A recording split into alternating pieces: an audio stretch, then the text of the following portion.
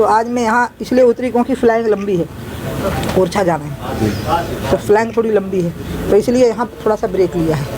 Sir दीदी, जिस तरीके से किसान आंदोलनरत है उसके बारे में आपको क्या कहना है? किसानों की जो सबसे बड़ी समस्या है, किसान ही देश को चला रहा है और इसमें जितनी वो एकजुटता के साथ, तार्किकता के साथ आग्रहों को छोड़ के बात करेंगे और सामंजस्य बनाएंगे, उनकी बात बन जाएगी।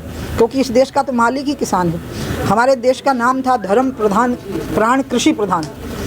जब भारतवर्ष का परिचय था वो यही था कि ये धर्म प्राण और कृषि प्रधान है, यानी धर्म इसके प्राण है और कृषि इसका प्रधान व्यवसाय है। यही भारतवर्ष की पहचान थी। इस दृष्टि से किसान का बहुत महत्व है और उसकी बहुत छोटी मांगें होती हैं। कर्जदार बहुत हो गया है, आत्महत्याएं बहुत हुई हैं और बात बहुत छोटी है। समय पे खाद मिले, समय पे बीज मिले, उचित मूल्य मिले और समय पे बिजली मिल जाए तो किसान कभी कर्जदार नहीं होगा, बल्कि वो कर्जदाता हो जाएगा, देने लग जाएगा लोगों को।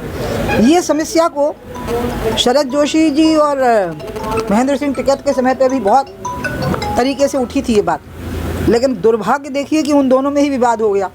नहीं तो मेरी अपनी राय में वो किसानों का स्वर्णिम अध्याय था।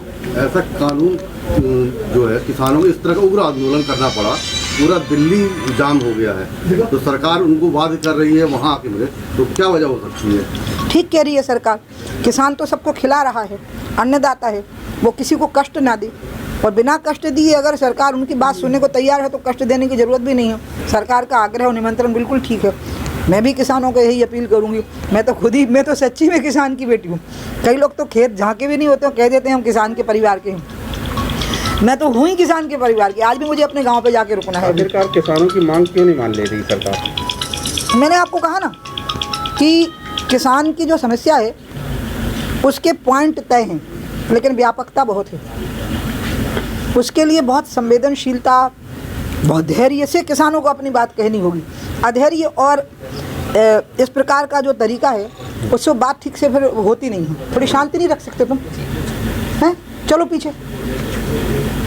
हाँ, जिस तरीके से भी लव जिहाद का मामला बढ़ता चला जा रहा है, इस बारे में क्या सरकार कदम उठा रही है और क्या है? जो उसमें सरकार उठा रही वो ठीक उठा रही है। अभी मेरे को इस विषय पर कुछ नहीं कहना है, क्योंकि सब सरकारों के कदम अच्छे हैं, योगी के भी और शिवराज के भी। अभी तो मुख्य बात यह है कि किसान अपनी बात कह रहा है, लेकिन किसान को अपनी बात ऐसे कहनी है कि कोई भी परेशान ना हो। 4 किसान भी पहुंच जाएंगे ना तो मोदी और अमित शाह की समझ में बात आ जानी है, क्योंकि वो समझते हैं समस्याओं को। नहीं समझते हैं ऐसा तो है ही नहीं। शांति से बात करनी। और एक बात और तय रहे, क्योंकि मैं किसान आंदोलन में 1-2 बार समर्थन की भैंसला का की थी एक बार, और टिकैत साहब का भी की थी। छोटी थी मैं, लेकिन किसान की बेटी तो थी। कि सबको एक रहना, कि जो आपस में वो भी झगड़ा कर लेते हैं, फूट पड़ जाती है, उससे भी बात बन नहीं पाती। एक रहें और शांति से अपनी बात कहें और एक बार सरकार से शांति से बात करें, और सरकार को भी तो एक मौका दें कि सरकार उनकी बात सुने और फिर उसके बाद में आगे की कार्यवाही हो।